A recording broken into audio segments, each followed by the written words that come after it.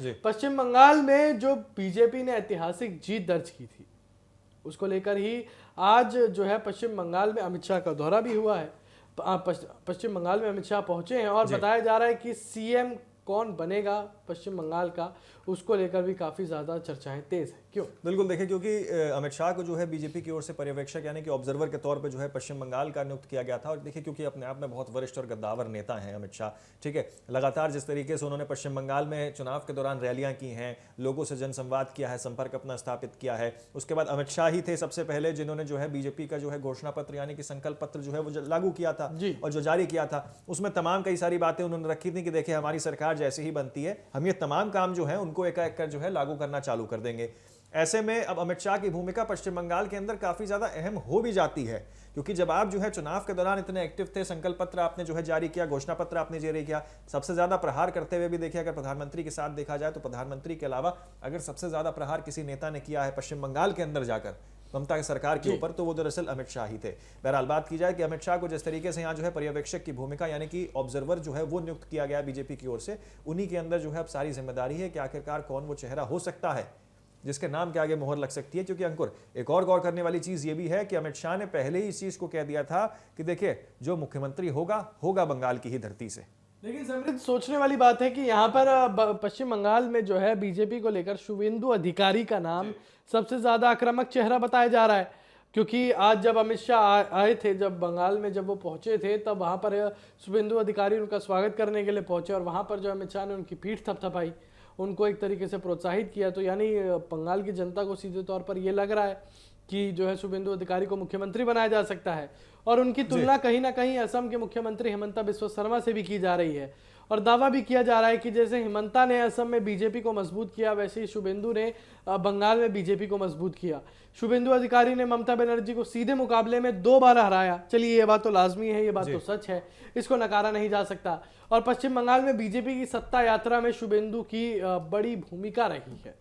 देखिए असल में है कि शुभेंदु अधिकारी पश्चिम बंगाल के लिए बहुत जरूरी नेता है। ऐसी बात नहीं है कि खाली बीजेपी के नजरिए से देखा जाए। बीजेपी से पहले जब वो टीएमसी में थे तो काफी ज्यादा अहम भूमिका जो है उनकी देखने को मिली थी। बतौर मंत्री भी जो है वो ममता सरकार में रहे हैं और काफी सारे इंपॉर्टेंट पोर्टफोलियोज जो है वो उनके पास रहे हैं ऐसी जिसको नकारा नहीं जा सकता, जिसमें खासतौर पर स्वास्थ्य की बात कर ली जाए, पीडब्ल्यूडी की बात कर ली जाए, जो बहुत महत्वपूर्ण जो है वो किसी भी राज्य के विकास के लिए जाने जाते हैं।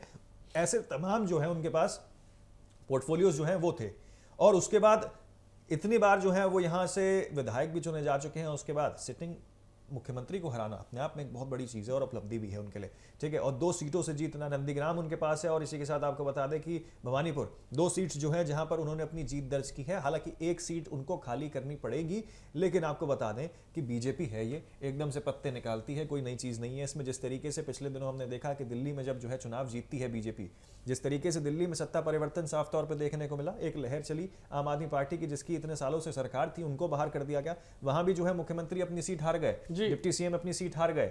और वैसा ही नजारा जब पश्चिम बंगाल में देखने को मिला तो दिल्ली के समय असल में यह था कि देखिए तब भी ये कहा जा रहा था कि हो सकता है परवेश वर्मा को मुख्यमंत्री बना दिया जाए, हालांकि उनको फिर डिप्टी सीएम बनाया गया। तो ऐसा अनुमान यहाँ पे ये भी लगाया जा सकता है कि हो सकता है कोई ऐसा चेहरा बीजेपी निकाल दे जो शायद किसी ने भी जो है कल्पना नहीं की होगी या किसी ने सोचा नहीं होगा कि अच्छा ये भी जो है बन सकते हैं। ये बीजेपी एकदम से जब पत्ते निकालती है तभी आखिरकार औपचारिक रूप से ये घोषणा हो पाएगी कि आखिरकार कौन वो व्यक्ति है जिसके नाम के आगे जो है मोहर लग सकती है। लेकिन अंकुर देखिए क्योंकि ज्यादा समय रह नहीं गया, अब से कुछ देर बाद जो है मीटिंग्स का सारा जो दौर है वो खत्म हो जाएगा। उसके बाद ये औपचारिक घोषणा हो जाएगी कि आखिरकार अगला मुख्यमंत्री बीजेपी की ओर से पश्चिम बंगाल के अंदर कौन हो सकता है। क्योंकि देखिए शपथ ग्रहण समारोह की भी तैयारियां बंगाल के अंदर चल रही हैं। 10 तारीख से पहले शपथ ग्रहण समारोह की पूरी तैयारियां जो है वो देखने को मिलेंगी। और क्योंकि ममता बनर्जी इस्तीफा भी नहीं दे रही थी, ये भी एक बहुत बड़ी गौर करने वाली चीज है। ममता बनर्जी ने इस्तीफा नहीं दिया, जिसके बाद यहाँ पे जो है गवर्नर को अपने अधिकारों का प्रयोग कर अपने पावर्स का प्रयोग कर उनको जबरदस्ती वहां से हटाकर उनके पूरे मंत्रिमंडल को यहाँ भंग कर दिया है।